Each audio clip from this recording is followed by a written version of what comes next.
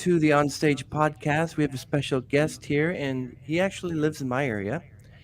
I met him through a yearly little festival that we had called the Bread and Honey Festival in Streetsville. Is he gonna play it over his head? Check 1, 2, 3. Hello, Mississauga. How are we doing today? I'm glad to hear. My name is Justus Hajas. I'll be performing a song called "Paint Me a Picture." I wrote this song when I was 14. It's about those people who've disappointed in you.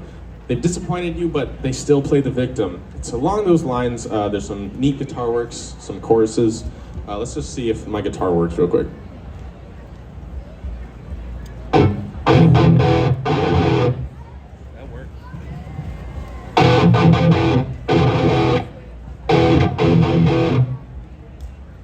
Does that sound good to you guys? Sound okay? All right, cool. When, Well, I hope he plays it over his head.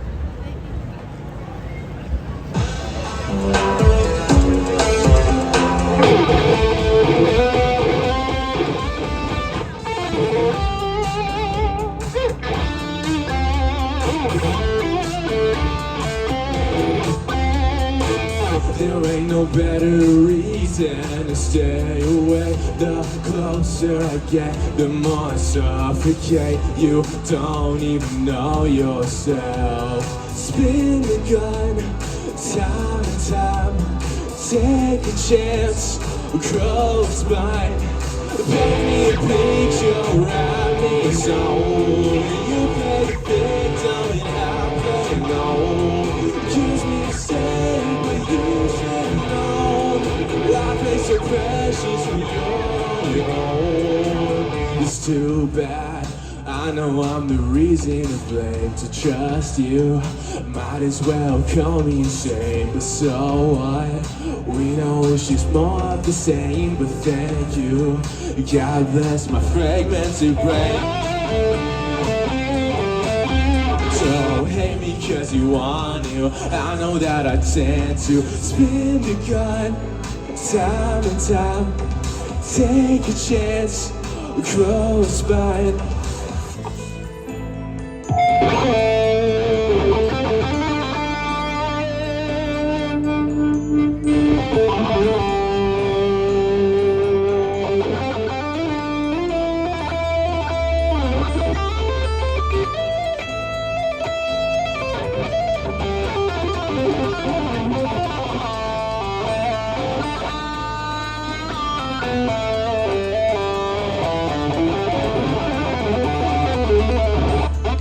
Spin the gun, time and time. Take a chance, grow a spine.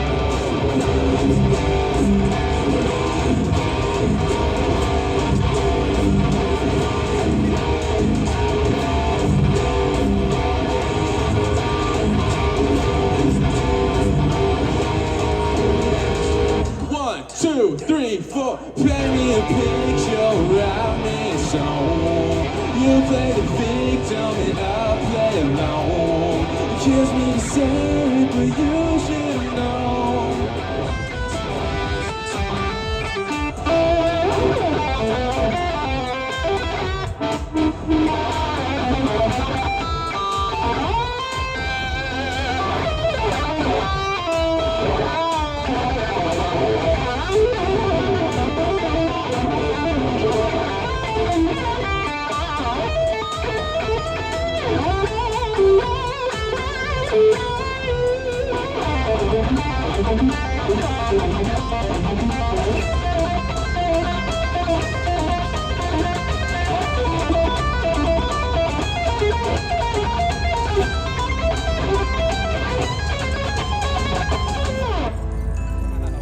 Thank you very much, ladies and gentlemen. Can you give me a little bit of a background of that solo that you played the other day at the Bread and Honey? What was that one about?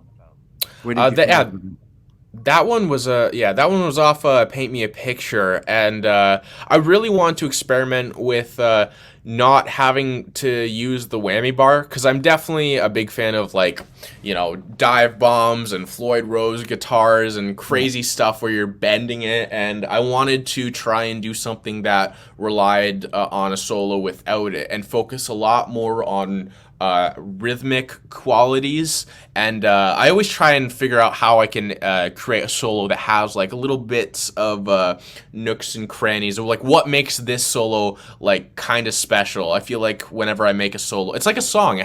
Each song has kind of a little soul of its own, and I really try and make the guitar solo reflect that. So obviously, it different parts of the solo kind of quote the main song melody in very small ways.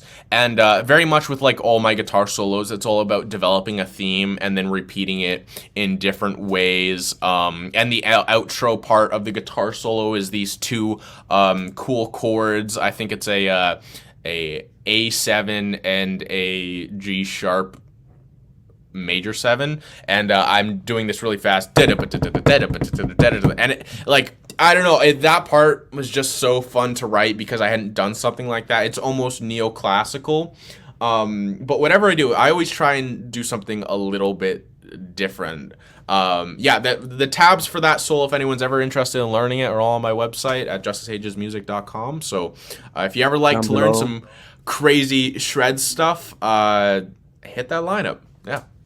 So I met Justus Hajas there and thought, hey, why don't we, promote you and talk to you in the podcast? And here we are.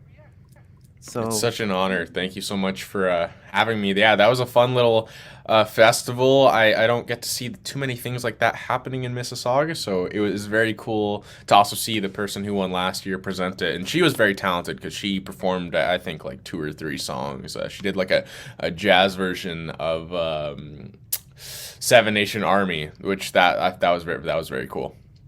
and she sang a really good number last year. My friend Armando and I were there, and I think I actually added it to the podcast because she was live stream.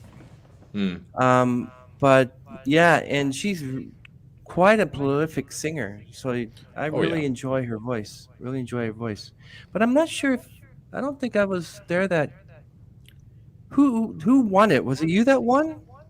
No, there was a handful of other singers. I mean, to be fair, I'm on the older end of the spectrum for the quote unquote teens got talent. I was 19, and like there's quite a few like 12 and 13-year olds. And the thing is, one of the awards actually was for a Metalworks workshop sort of thing. And I'm already a student, and I go to Metalworks. Like I had 3 classes today there. So I'm super happy that other people were able to get those opportunities. I was just happy to have another place where I was able to perform and network with other people such as yourself. So yeah, it all worked And out.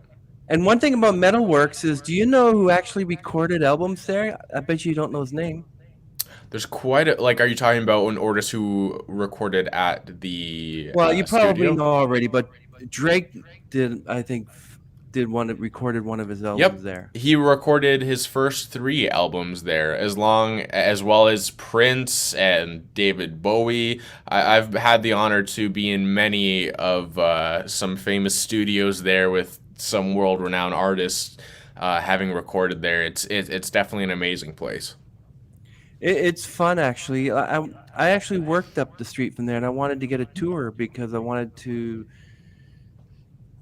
pre-pandemic, of course. I wanted to maybe I can record an album because I'm a mopper tenor, Mm, and because of the pandemic and everything, and so I probably, hopefully, will start taking more vocal lessons because I've been right? out of it for a while. Um, but everyone, Jess is here. He's here to start a fire, guitar in hand, passion in mind. He's a 19-year-old artist, is a virtuosic self-expressionist. I like that. That's virtuosic self-expressionist. There you go. Yep. With a forward-thinking vision for music, and music to justice is a catalyst for healing, learning from the past, confronting trauma. We want to hear about that. Justice, give us a little bit of a little backstory of who Justus Hajas is. Well, as you said, I'm Justus Hajas, and yeah, I don't know. I started out music from just I grew up in a musical household. All the guys on the dad's side of my family were musicians. I had a jazz great grandfather who Wow. was a jazz saxophonist, and then my grandpa was an Elvis impersonator. Did a lot of older like tunes like that, Elvis Wow. Presley, Frank Sinatra, those sorts of things. And my father was a recording engineer, artist, songwriter, all of that. So eventually, I just kind of got sucked into it. I thought music was the lamest thing growing up, just because my parents did it, and I was like, I don't want anything to do with that. Why would I do that? But then I think randomly one day when I was about 12 or 13, I was like, you know what?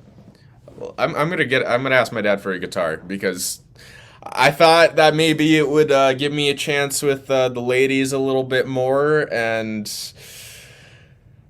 I don't know. I begged for one. So for one of my birthdays, he picked me up one, and I tell you, as soon as I picked it up, I couldn't put the thing down. Mm. I had my hands on it every day, and it went from 5 minutes a day to 10 minutes to a half hour to an hour to hours every day, and the story just grew and grew from there. I didn't really know what I wanted out of music.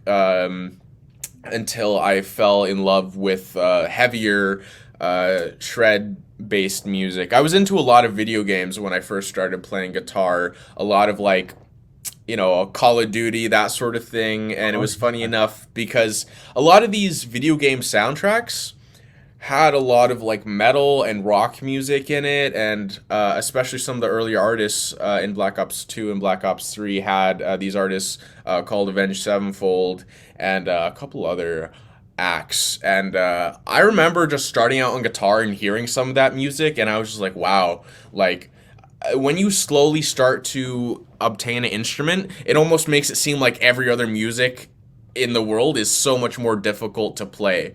And I just remember listening to the guitar work and be like, how is it possible that someone can play that good, especially the guitarists from that band, Sinister Gates. So I kind of fell in love with that sort of style of really fast shredding.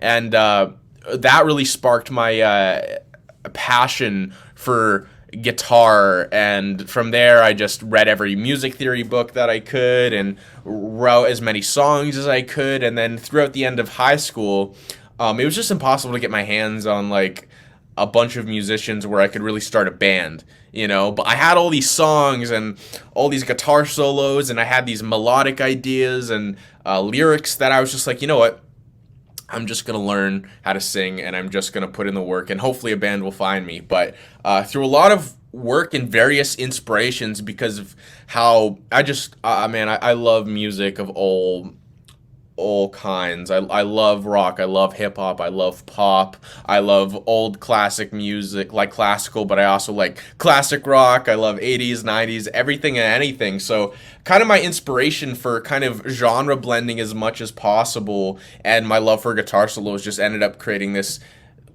kind of blend of music where I'm trying to write a good hook and a crazy guitar solo. And that's kind of led to where I am today. After high school, I was able to get my placement at a Metalworks Institute, and now I'm shredding, creating music, learning.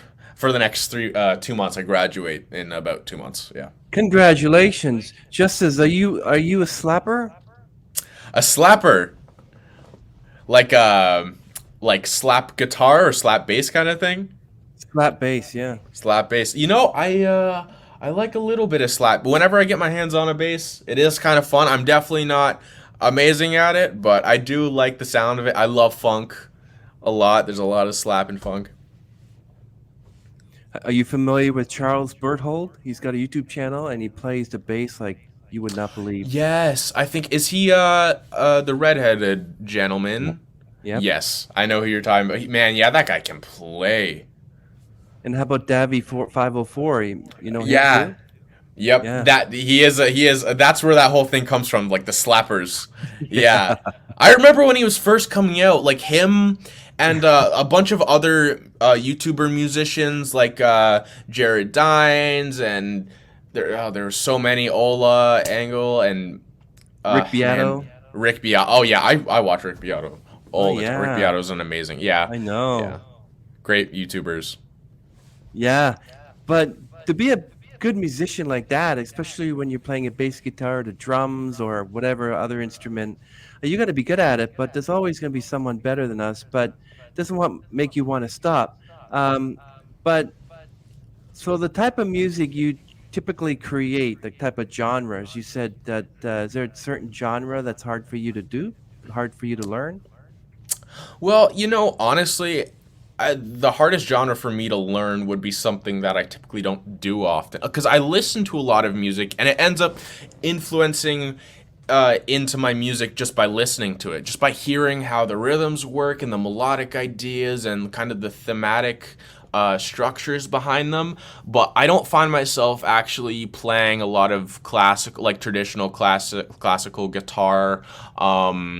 I would say that's probably the most challenge. I did a little bit in high school, but I love listening to classical music. Once you get a hang of certain styles, it all comes down to technique. And as far as like the right hand technique is the biggest thing. I do a lot of hybrid picking, and I play mostly rock and jazz is the biggest thing that I actually end up playing on the guitar. But it's definitely classical. That's the Yes, and your challenges. playing is amazing. Your letdown video, really enjoy, and Paint Me a Thank you. Picture featuring Nick Johnson. So how did you find Nick Johnson, and why would it be Nick Johnson? Did you have a bunch of people that you had in mind and you thought Nick will do a better job, or how did that That's an work? excellent question. Honestly, I had been a big fan of Nick Johnson for a while because there was a couple artists who he had actually featured on. I was very aware of his solo work, and I knew he was kind of local to Ontario.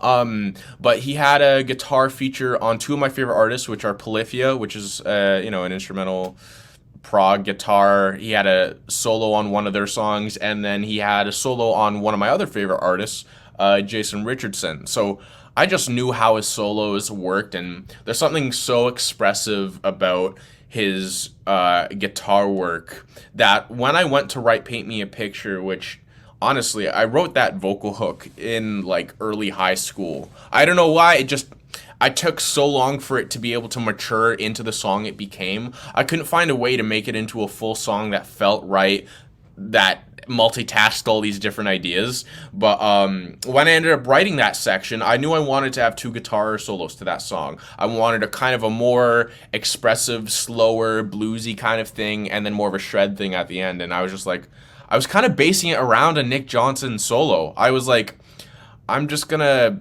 try and I started writing a solo to that song during his part, way before he was even an idea. Mm. So I decided to write it, but honestly, I'm not gonna lie, it was a mimic of his style. I was just trying to be Nick Johnson, so it almost kind of perfectly happened where it ended up being him.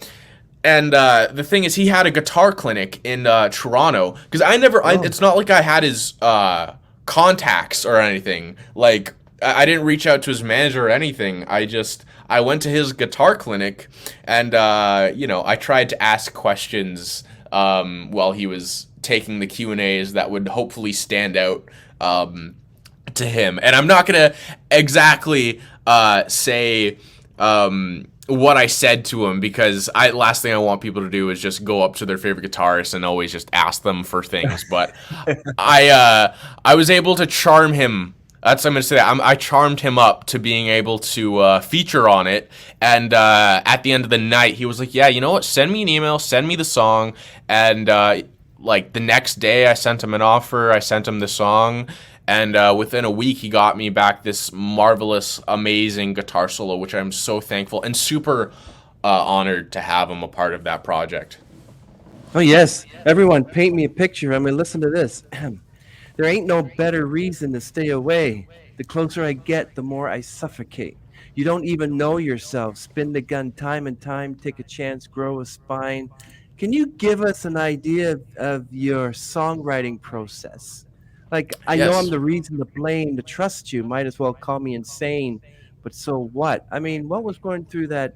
mind of yours when you came up with these Oh, lyrics? yeah. So, man, like I said, especially because I was a guitarist and never wanted to end up singing.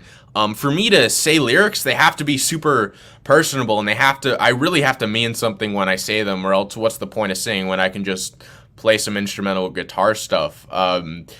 This song especially resonated from the topics of dealing with abusive parents Mm. and various toxic relationships throughout my life. I wrote that. I initially wrote the hook about some relationships that I was in because I always felt like no matter how much someone had wronged me, it was like they were still the victim, and whatever it was, I wasn't good enough, or what, so many things it could have been. But it ended up, the more I ended up writing that song over years, I realized that it was at the root of all relationships where people end up having problems, where it ends up going into various parts of your life. And that was my relationship with my parents, and it ended up being this thing where just like it doesn't matter what happened, they were always the victim, and you can never take accountability. And it always just felt, and I just was writing about how I felt. The closer I got to these people, the more it felt like I couldn't breathe. You know, I know I was the reason to blame whenever I would open myself up and I would be at fault. Or those are just some. If any specific one lyric that you'd like me to emphasize on, I'm more than happy to share. There's just so many. But yeah, it's definitely, all the songs that I have are very intimate to that sort of topic. But yeah, it's yes, I don't know. Okay. So when you wrote, so hate me because you want to, I know that I tend to spin the gun time and time. So this spin the gun. So this is about a toxic relationship? Yeah, you know what? It's funny enough, that pre-chorus that I wrote, the part that's like spin the gun, it's almost like I'm taunting the person. It's like I know that no matter what, I'm always in the wrong. It's almost like embracing reality. It's like I don't care. I know how the story's gonna play out. Whether I stay close to you or leave, I know how it's gonna end. So I can either grow a spine and leave, or it's almost like a playfulness of accepting reality. Is how I kind of interpreted that perspective. So with Nick Johnson now for paint a picture, he didn't help you with the lyrics. He just he did like just one of the Yeah, solos yeah. that you added. Every yeah. Did you ever keep sort of like a friendship with him, or is he like in and out and that's it? It was kind of a medium based thing. I mean, he's such a busy guy, right? I tried to include him on like the music video, but the timing got really difficult, especially with how everything gets during the summer. But he's nearby in Toronto, and he recently just followed one of my very dearest friends, which I'll shout him out right now, Jordan Wave, an amazing Mm. guitarist and social media influencer. He just followed him. So having professional relationships is always a balance of, how far do you continue, how far do you want to ask. If there's always like, I'm just like, hey man, if there's any time that I could thank you for being a part of this project, let me take you out for coffee. You always want to leave those things kind of open. But it's always on to the next venture. You never want to get stuck on one project, and there's always professional business relationships that end up going longer than others. So who would you want to, I guess, duet with? Like you both play the bass at the same time. Like, are you familiar with Lita Ford No, I'm not actually. and Kim Deal? One or two of the most famous 50th best bassists out there. Hmm. And maybe uh, Ellen plays bass as well, 9-year-old who has a YouTube channel. That sounds familiar. She's 9 years old and she's sitting there and she's playing this bass and she's only like 9 years old. That's crazy. But yeah, there's several. The Leland Scar is another one. Mm. Susanna Hops from the Bengals. They're all great basses. So who would you like to duet with? Who would you like to do like Smoke on the Water with? You, Out of those people, or are you talking about well, like whoever you like, just choose one of anyone? those. Yeah, anyone. Oh man, I would love to work with Polyphia or Jason Richardson, or definitely one of the or Dream Theater, Devin Townsend. Man, there's so many insane artists. I know there's a Nick clinic Johnson. happening. I thought Nick, you'd say Nick Johnson. I worked with him. So I already got that one down. I crossed that one off the bucket list. Now it's on to the next one. I know Pliny, who is a masterful progressive guitar player, is doing a clinic in Toronto sometime soon. So to work with Pliny would be awesome. But yeah, definitely those guys. So when you play the bass or the electric guitar or whatever, which one do you like to play? Like, what are the ones that you have? You like the Gibson, you have the Taylor, Stratocaster. I'm definitely I'm definitely a guitar player. I gravitate towards a Strat style body, but I'm definitely an endorser of Music Man guitars, and I'm currently working with a newer company called Zero on something very cool. I like a lot of headless stuff as well. Yeah. I was actually at Long and McQuaid's, one here, and I saw that they had a wall of all these different bass guitars, electric one like Taylor, the Gibsons, and the prices. The expensive one is like 8,000. The less expensive one is like 500. I'm like, is the sound the same? Like, why is it so expensive? Is it the sound, or is it just the company, or is it It made out of always other products? depends. It always depends. Sometimes um like I don't want to crap on too many brands, but with brands like Gibson, there is definitely a markup because of the brand name. The quality at some point for certain guitars, the kind of limit of where it cuts off, especially with huge legacy brands like Fender and Gibson, where they've been around forever, they can kind of up the price point for their products just because they've always been around and people will always still continue to buy them. It really depends on where they're being made as well. Like if they're handmade, custom USA shop guitar with the best stuff, all handmade, it's a different price than a random one-off factory made in like Indonesia or something where they're just being mass produced and the quality control is a little bit less. So there's so many variables when it comes to buying guitars, but with like the brand that I talked about, Music Man, like it is like above a $4,000 like instrument, but they're handmade. They have amazing artists. The brand name is just so ingrained into the musical culture, but above all, their playability is unlike any other guitar that I've played. It's how you connect with the instrument, and honestly, at the end of the day, is it worth it to you? If you pick it up, because if you've never played a guitar or anything, and I tell you to go buy a $5,000 instrument, I don't know if it would make sense for you. You'd have to make No, that no. decision for yours. You'd have to make it for yours, because maybe you pick up like three different guitars from three completely random different brands, but you know what? The one that you end up just playing the one note on, you're like, hey, this one feels like it can do the job perfectly. That's what matters. So, Justice, what is the best advice you've been given by another musician? Ooh, that's a good question. The best piece of advice that I've been received by another musician. I asked one of my guitar teachers about what they would do if they were my age or younger, and that's one of, I think, a very beneficial question to ask people, because it's like, whatever experience they have, they can look and be like, okay, this is what I did good, and this is what I could do even better. And what they said, especially when you have like time on your hands, is to take risks. You know, do things that you're uncomfortable with. Take those risks where you'll be like, okay, whether it's a financial risk or you're going in a different direction with your music, take risks, because what is the quote? It's variety is the spice of life, right? Taking that, and because the thing is, if it comes to musical chops, you can practice for hours and hours and hours. You don't need a special piece of advice for that.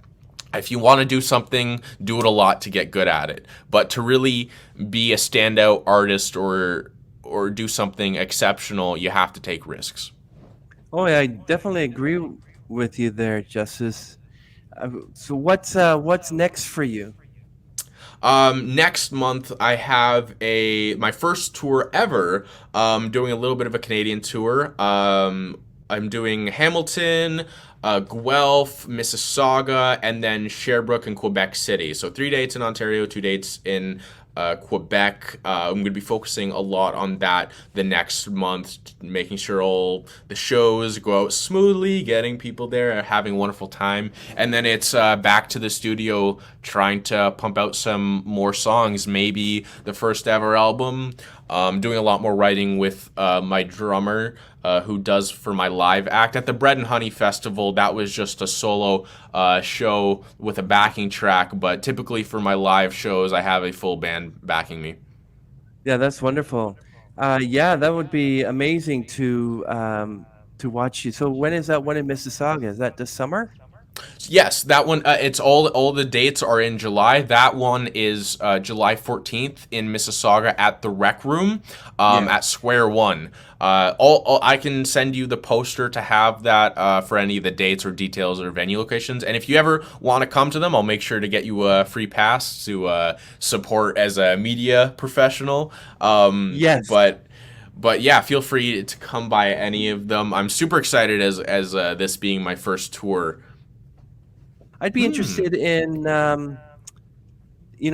filming this and waiting to post your episode on the podcast until that's done, and then post it with that actually added to it if you want. But That would your be show sick. That would be a great idea. Good idea. your show is probably going to be what, a half an hour or more? Yeah, it's about that's a half. It's like 25 minutes about.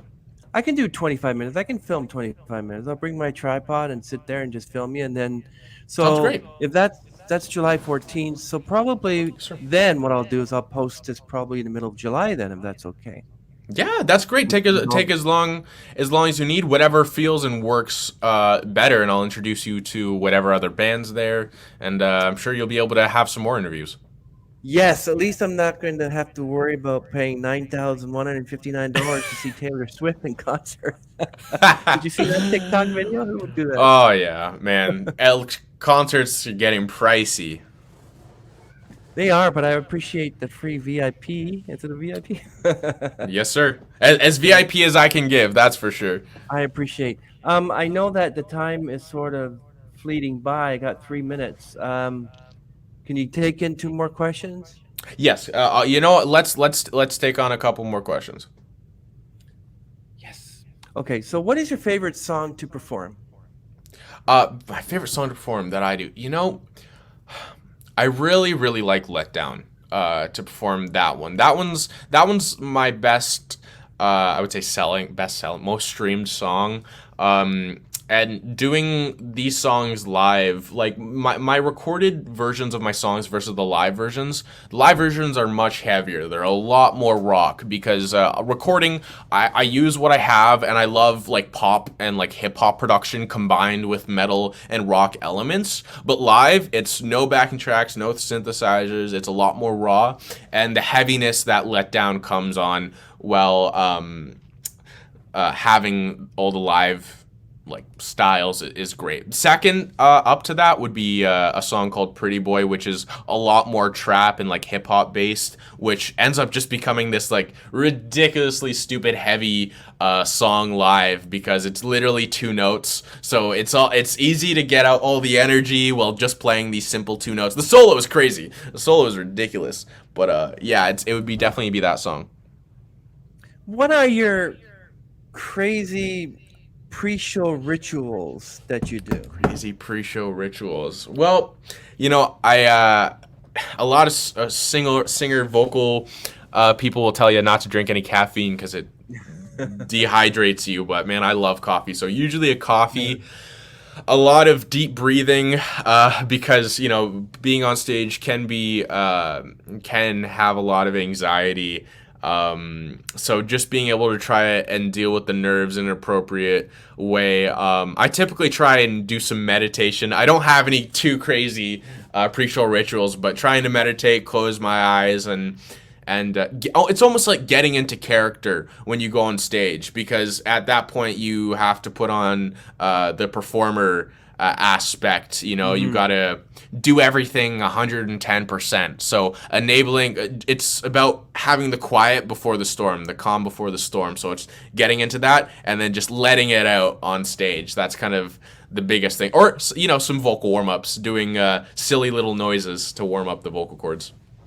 That's excellent, Justus. I like how you do those pre-show rituals. Everyone should follow Justus's example. We're so happy that we're able to second you on the Onstage podcast. I know you're Thank you. busy, but we will end the stream, and we appreciate it. And yes, you are on your way to stardom. No, I know you will be. Every day. It's a slow but sure journey. Thank you so much for having me. It was a pleasure meeting you, and a pleasure. This has been one of the best interviews I've had. I love the questions you've asked. Thank you very much. I really appreciate that. And you're not the only one that says this. That makes me want to keep doing this over and over again. You should. Thank you very much. Okay, Justus Hajas, everyone. Justus Hajas, of course. You got it. And here we go, ending the stream. See you, Justus. Nice to meet you. Goodbye. Nice meeting you too. Cheers. I am here at the Rec Center, Square One, waiting for Justus Hajas to perform on stage. He's just getting ready now. So hope you enjoy his concert. And thank you, Justus, for appearing on the Onstage podcast. Now let's introduce Justus Hajas in performance.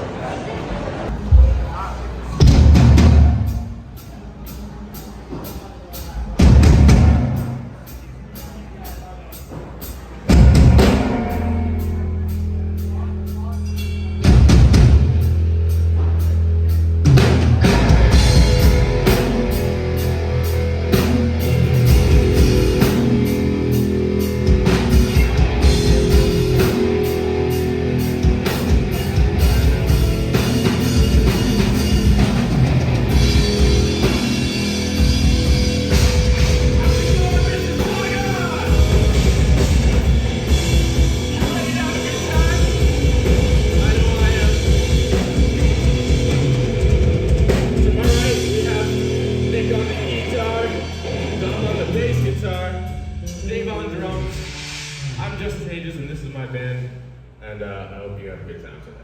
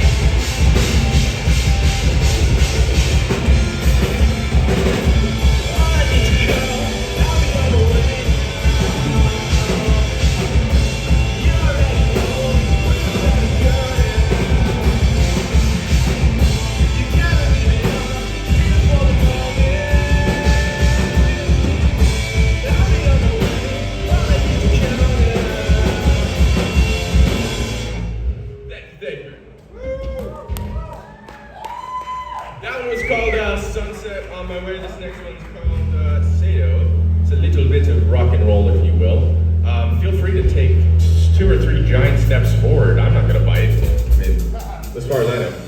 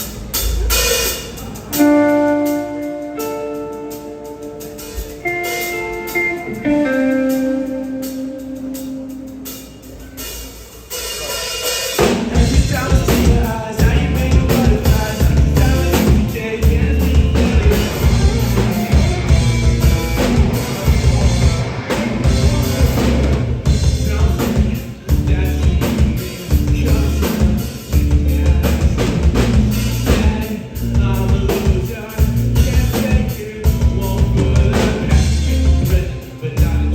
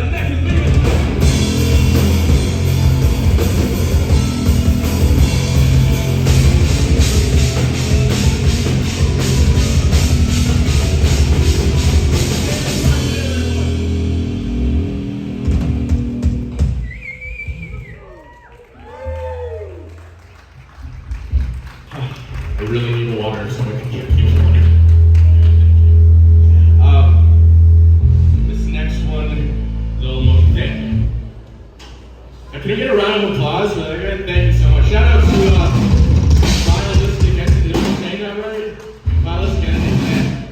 I asked him to come because I knew no one would expect that. I mean, who doesn't love some good theatrics? I'm so excited to see our friends at Pull Up the Planets and our other new friends, Kill the Bird. Yeah! Thank you to Mississauga Music Nights and Mississauga Arts Council and all you amazing people for having us here today.